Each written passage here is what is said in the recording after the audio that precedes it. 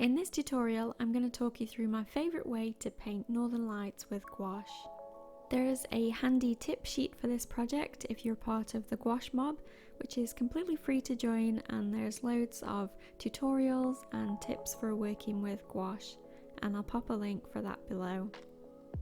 If you're looking for more in-depth tutorials, then consider signing up for my Patreon. Each month we tackle a few tutorials based around a theme. This month we're looking at fog and rain and all the ways that we can paint this with gouache. So let's get started with our Northern Lights. The colours that I've used here are black, Prussian blue, viridian, cobalt turquoise light, a primary yellow and some titanium white. There's a couple of colours we want to mix before we start, and that's a dark blue, so we'll take a little of the Prussian blue and some of the black to make this nice dark blue colour. If you don't have one of these little rubber brushes for mixing, I cannot recommend them enough.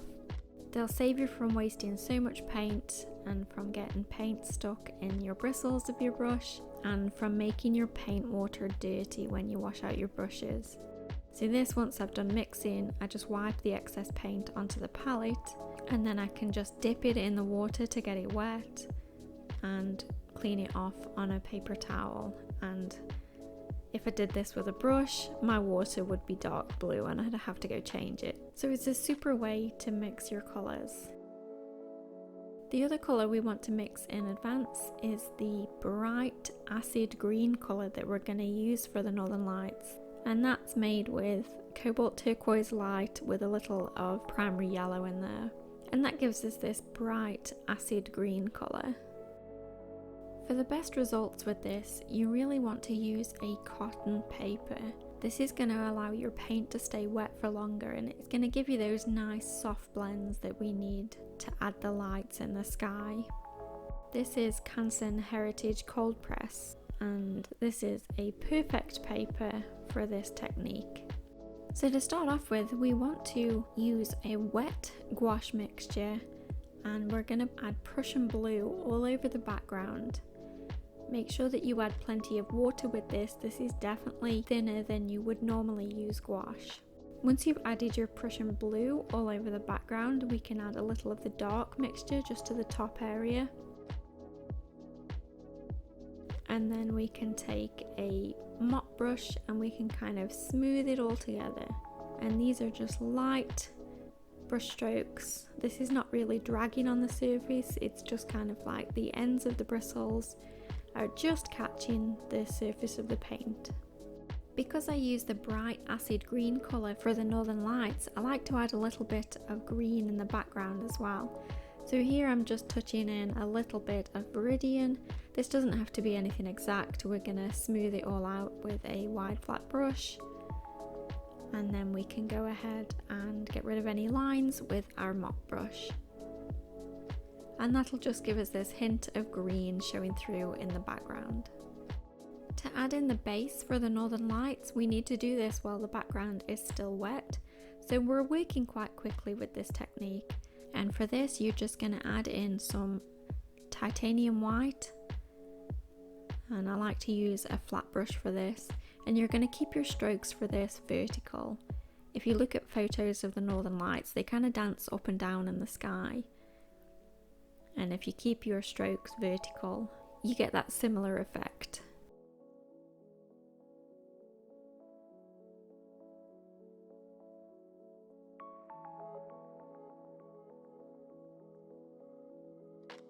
So add in your paths where you want your lights to be, and then we're going to take a smaller mop brush and we're going to use this to soften this white into the background colour of the sky. Again, we're using up and down brush strokes and we're just barely touching the surface, just enough to let that white kind of mix in with the dark blue around it.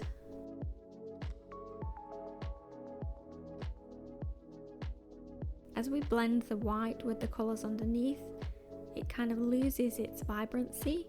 So once we've blended in that first layer, we can go ahead and add another layer of whites. With this layer, I start to establish kind of like that bottom edge of the lights, where the light is always brightest. And for this, I'm just using titanium white straight from the tube. This doesn't have any water added because we've got the water on the page.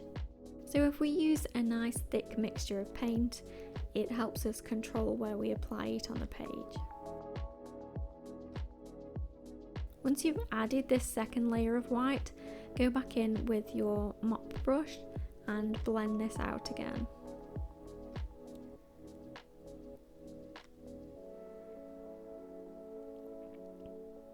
You want to blend the top of the lights upwards, and you can gently soften the bottom edge so you don't get a super harsh line, you just get kind of a little blur here.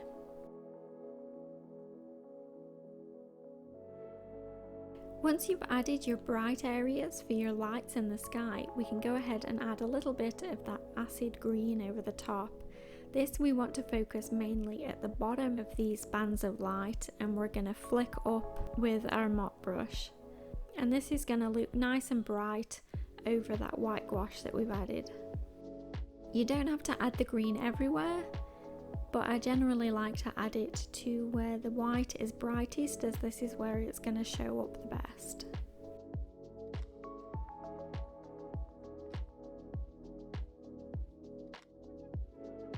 Now we can't have such a big night sky without a few stars, so we'll mix up some white gouache and use this to flick stars over your sky. I like to keep these around the top of the painting, as a lot of the times the aurora is so bright that you don't see the stars lower down. So if you get any stars that are too low, you can just blend these into your light bands. Here I've flicked some stars lower than I really want them, so I've just blended the white into the background and then just added a little of the background colour over the top to erase them. Once your background is all dry, you can add snow to the bottom of your painting. We're just going to use titanium white for this, and don't worry if it mixes a little with the blue underneath. This will just look like shadows in your snow.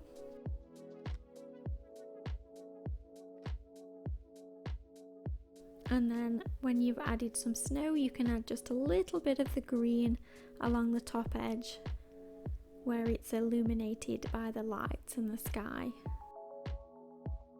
Over on this left side here, we're going to add a snowy tree. And to do this, we'll start with a dark shadowy base layer. You can use the dark blue on your palette for this, or black. And here I'm just using a 1/4 inch angled shader to mark in the height and location of the tree, and then I'm adding some branches that kind of flick down and away from this trunk.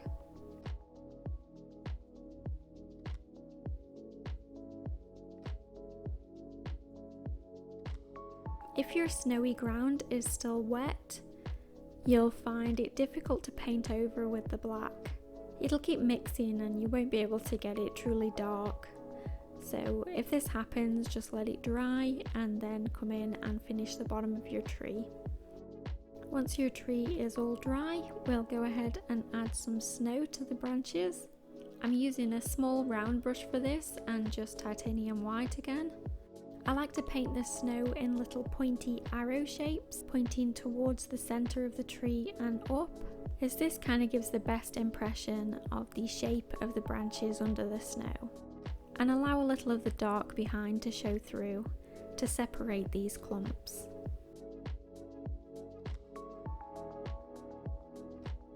While you're waiting for the snow to dry on your tree, you can take off your tape from around your painting. This is just Scotch Magic Tape.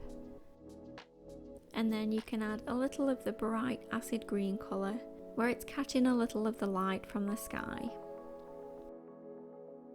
If you give this tutorial a go, I'd love to see it. You can tag me on Instagram at Ruth Wilshaw. So once you've familiarised yourself with the techniques involved in this, you can kind of play around with it a little bit. For this one, I've made the light dance around in softer shapes by blending both the top and the bottom edges of the light areas for less defined light bands.